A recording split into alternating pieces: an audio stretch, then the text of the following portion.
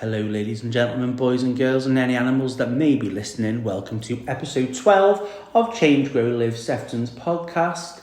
I hope you've all had a lovely Christmas and a beautiful New Year. Today we have one of our fabulous volunteers here who's going to talk about his story with addiction. How the bloody hell are you? I'm good, thank you, Mark. How are you? I'm living the dream. All the better for being here doing this with you. So do you want to introduce yourself to our listeners and what you're doing at CGL at the minute? Yeah, well, my name's Tony. I'm a volunteer at CGL Sefton. I'm doing the service user involvement, which just basically means that we are downstairs in reception. Mm-hmm. And anyone that comes in and they need some advice or anything that's going to be going on while they're going through service and things like that at the minute. Mm-hmm. Just still getting going. Yeah, which is amazing. But obviously I've seen you downstairs on reception loads of times, and the way you engage with service users that come in, it's beautiful to see. It's so nice to see someone go from a client to a volunteer to a service user rep. And then you're just making everyone feel as comfortable and relaxed as possible, because as we know, walking through the door here isn't the easiest thing to do. One of the hardest things I've ever had to do, to be honest with you. Yeah? Yeah. But look at you now, you're absolutely smashing it. Yeah. So if you don't mind me saying, how long have you been sober for? I've just passed me 10 months now. That is smashing. When Boxing Day, it's 10 months. Really? How are you feeling? Great. You look amazing. Thank you very much, so do you. And if, oh, thank you. And if you looked a mess, you know what to say. Okay, so I'm going to delve in and ask some questions, if that's okay with you. Yeah. Anything you don't want to answer, just say, Mark, piss off, I'm not answering that, and I'll ask you anyway. No, I won't. And it's just to hopefully inspire some of our listeners to, get into recovery if they're still in active addiction, or, I'm sure you've got a really good story to tell. We'll see. Okay, so can you tell me then about your childhood? Well, I had a really good childhood. Mm-hmm. I've got a great mum, great dad. Yeah. My sister, my little sister, she's the one who looked after me. Really? I should have been looking after her. I'm a big brother. Okay. But she had me through, they all did. Mm-hmm. But going through what I was going through, it put them through a lot of strain as well. But my childhood itself was, can't complain really. We had all the lovely family holidays. Okay. All the family were always around. Amazing. I know some people say that they blame the childhood on the addiction and things that have happened, adverse childhood experiences. But not for you? Not for me, no. That's really refreshing to hear, because working in this field, when I ask this question to my clients or on the podcast, unfortunately we get a barrage of information that's just devastating to listen to. Do you know what I mean? So it's really refreshing to hear that you've had, a really good upbringing, and that's testament to your mummy, your dad and your sister, because you're a really lovely person. So when would you say the alcohol then? Because it was just alcohol with you, right? Yeah, just alcohol, yeah. Okay, so when did that become a problem for you? Well, I never realised until I started going through the groups and service and that, and I just put it down to the past few years. But when you think about it, it stems back to probably 13, 14. Okay. The drinking on the park. But it was really when I started working glass collecting in like a social club. Mm-hmm. And what was I then? 15 going on 16. Yeah. And my first shift, the lad who was working there said, "No, you get a drink on your break, what you want?" So I said, "Coke." And he went, "You can have a pint." Ah. And that was it then. It was just because I worked there over a weekend, and back then you could drink as much as you wanted and carry on working. So that's when the taste of it started coming then. Mm-hmm. So was it always beer that you drank, or did you drink spirits, wine, anything? At one point it was just anything, whatever was the cheapest. Yeah. Or towards the end, whatever got me drunker, the quickest and cheapest, which was vodka. It was vodka. Okay.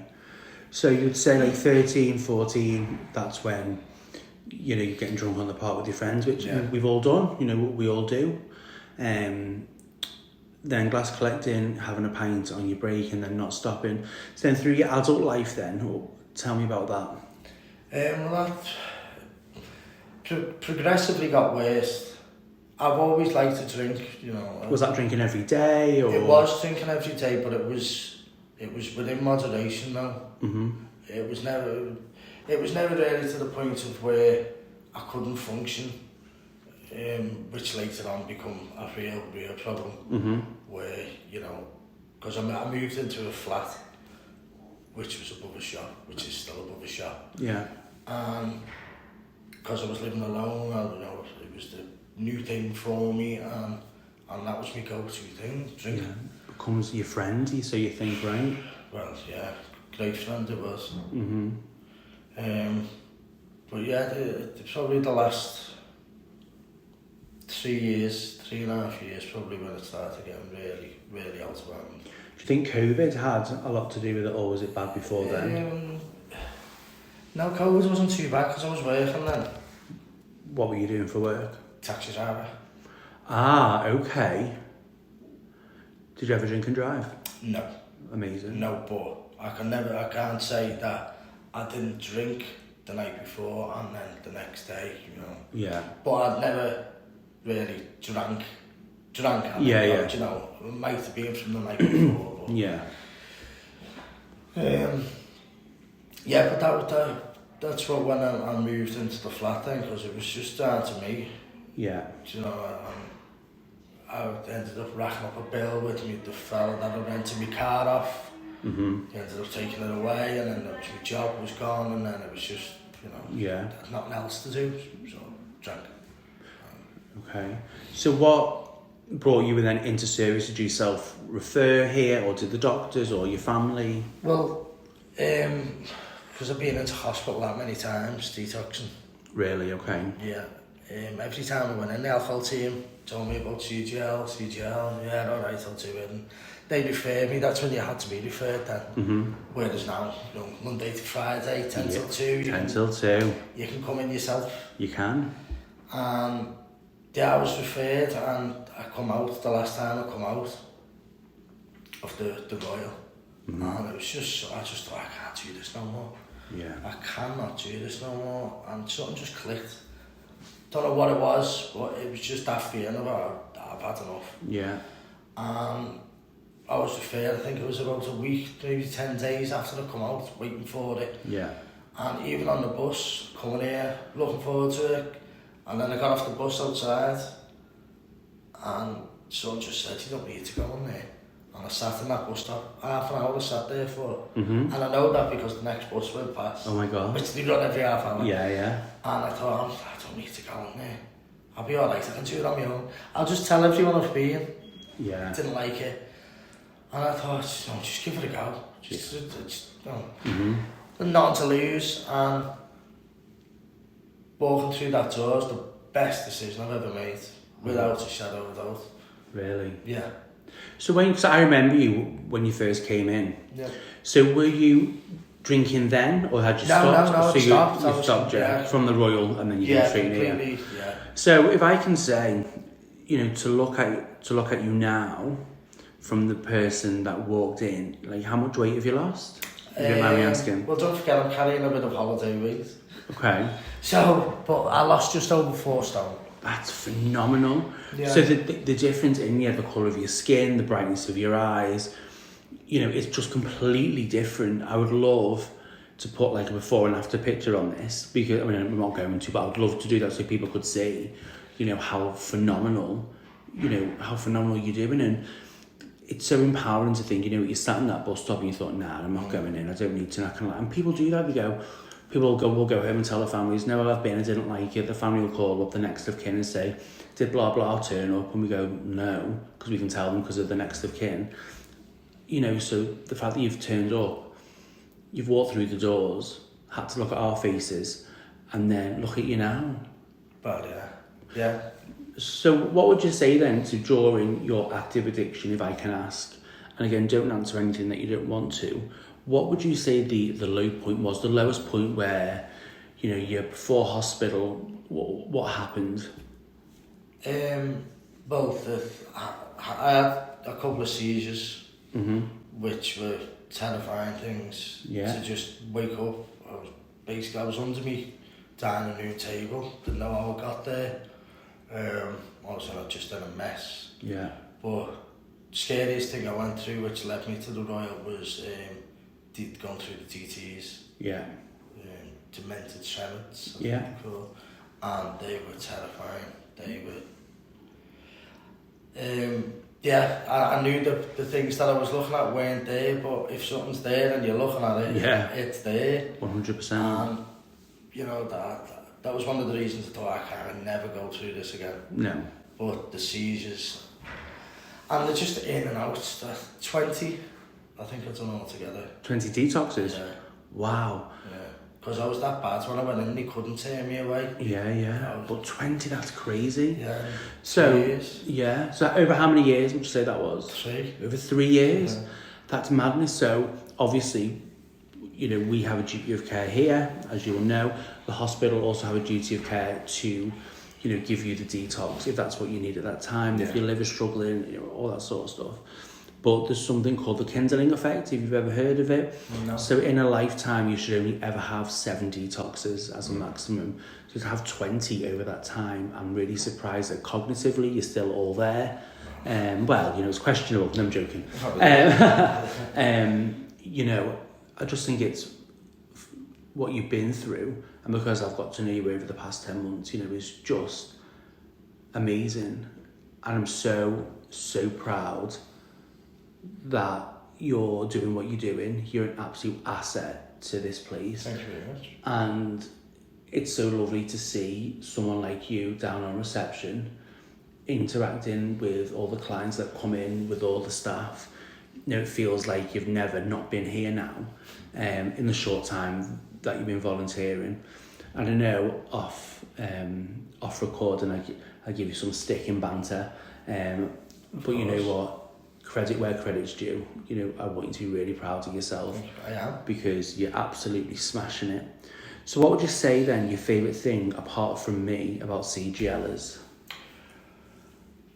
There's a lot of things, Mark, but the people, you know, the service users themselves, although the staff are amazing, they're amazing, I couldn't have got through it without the support of the service users, because a lot of them are, you know, genuine friends now that I keep in touch with. Yeah. People have moved on, they've moved on with their life now, because that's part of what the place is about. You know, you change, you grow, and then you live. Yeah, absolutely. But a couple of close friends are volunteering with me now, which is great. I'm going to get Helen on next week. Well, on the next podcast. I've already asked her permission, and she said, "Oh, I'll think about it." And I said, "Please, should you?" So I'm sure she will. Oh, she will. She will. She's I'll bribe her. Yeah, she'll be up for it. But no, it's. I never realised how good this place was until I walked in. Obviously, because you don't. Exactly. I just thought it was. How can I explain it? It was like being back in hospital. Yeah. But you go home, but it's not like that. It's. I can remember who was on reception and everything about my first day. As anxious and as nervous as I was about coming in. Yeah. I remember who was on reception and who assessed me and meeting me key work for the first time. All that. But yeah, I'd say that they're the main things. I love that. Staff and the service users get you through it. Yeah. So obviously you've come through as a client, now you're a member of staff. Is there anything in particular that you would like to see from the service that we don't offer right now? And I'm putting you on the spot. Is there any sort of groups that you think, we're missing a trick there, or? Well, I think this is what part of my role now as volunteer. This is the things that we're trying to come up with now. But again, this is where we need the service users to come with ideas. But myself, I like some maybe more relaxed groups where you can just go in and you can just sit and just relax. Because we went to Manchester a while back and they have one where it's just service users led. Okay. And they come back overnight. It was about 7 o'clock. They have their own space and they can just talk and chat amongst themselves, and it's not a rigid group, which doesn't say they're rigid, but No. you know, they can come and go as they please, and Yeah. something like that maybe. Okay. I absolutely love that. It's a really boss idea. I'm not the right person for it because I'm Campus Christmas, but I would like someone, maybe you, to start a men's group. Right. So we've got a women's group, which is Yeah. phenomenal, and I Yeah. think women definitely need a safe space to come in. But, you know, men's mental health and whatnot, I think we need that space as well. So I would like to put that forward for yourself or someone to start facilitating that. Obviously, in the background, I would happily support from like a psychotherapy point of view, or you know, the holistic stuff. I know Sharon, who does the women's group, would give ideas as well. But I'll get that on the recording now. I think that would be really good, and a safe space for men as well. Yeah, Because men's mental health does matter as much as anyone's mental health, you know. So I think that'd be really good. Okay then, so what's your favourite food of all time? Chicken wings. Really? Easy. I've lived off them for the past 7 months. Is that how you've lost 4 stone? Yeah. Just eating chicken? Just eating chicken. And eggs. And eggs? Chicken and eggs. Who's your favourite singer?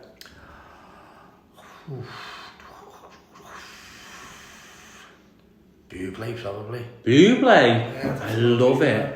I'd have to go with a bit of the bubble. Oh, I love it. My friend's a Michael Bublé impersonator. Oh, I'll put you on to him. He's fabulous. Okay, what are you excited about for yourself for the future? Well, I wanna do more learning. Mm-hmm. Because you know this is eventually what I want to do for work. Yeah. So at the moment, there's just a lot of things through CGL at the minute that are still on the pipeline, which I'm looking forward to. Yeah. I've just had a meeting with my manager about things that we're looking to do as well. Yeah. So all that's keeping me going, keeping me excited. I love that. I'm going to be doing a level 3 counselling course now. You know what? Yeah, I think you would be amazing at that. Thank you. Phenomenal. If you need any help and support, give me a shout. Will do. That's phenomenal. So, what would you say then to somebody who is still drinking Yeah. and they want to come into service, but they don't want to come into service? What advice would you give them to get them through the door? Well, I understand that the anxiety thing about it is, in some cases, crippling. It's really hard for you to do. But I thought you paused it then. No, I've not paused it now. Yeah. But if that's what you really want, then it's worth jumping on a bus or then a taxi and just get in. Yeah. Just break that barrier and just get in, and you'll realise once you walk in here, it's a relaxed, nice atmosphere. You know, you can sit downstairs, you can have a coffee, you can have a gab, see a key worker. I think that's brilliant. You know, it's important to say that there's never ever any judgment from any of us. No, never. You know, we accept anyone who comes through the door. No one is better than anyone else, you know, and you're welcomed with open arms. And, you know, it's important to say as well that, you know, like right now, me and you as staff members work for the service users, they don't work for us. Exactly. So if we can do something and it's in our power to do it, then of course that's exactly what we need to do. There's always someone here to talk to as well. 100%. That's one of the things I noticed straight away, that when I was downstairs service using myself, there was never a member of staff or service user who would ever say they were too busy. And I used to think they mustn't be doing anything up there. And then you come up here and you see how busy everyone is up here, but they've still got the time to talk to you. Like yourself, you know, to work in this field, you have to have passion. Of course. You know, at times it can be a thankless job, but at times it can be beautiful when you see someone like yourself, you know, like me when I was in service all those years ago, to go from someone who's had 20 detoxes or someone who's dying of liver disease to come through, start volunteering. That's exactly what I did. Paddy, he started volunteering. That's who started. A lot of staff. Yeah. And work their way through to become staff members. And my advice to you, as a now friend, is to grab everything with open arms. Whatever you know, your manager says to you, you know, I think you should go for your counselling, I think you should do this training, do it. Because any string to your bow makes you play better. Yeah, well that's kind of what I'm focusing on at the minute. I like having stuff planned. Yeah. So I don't get to a point where I think, right, well, I've got nothing to do, because that was, if you like, dangerous for me, having nothing to do, and then the thought of being back isolated again, which is, you know, it doesn't work well for me, being isolated. No, absolutely not. So, you're a people person, a lovely person. God, I've never been so nice on a Thursday. Oh, I know, yeah. Can you say 5 positive things about yourself? Sorry. Just 5. Just 5, yeah, we'll be here all day. Well, I'm kind. You are. Caring.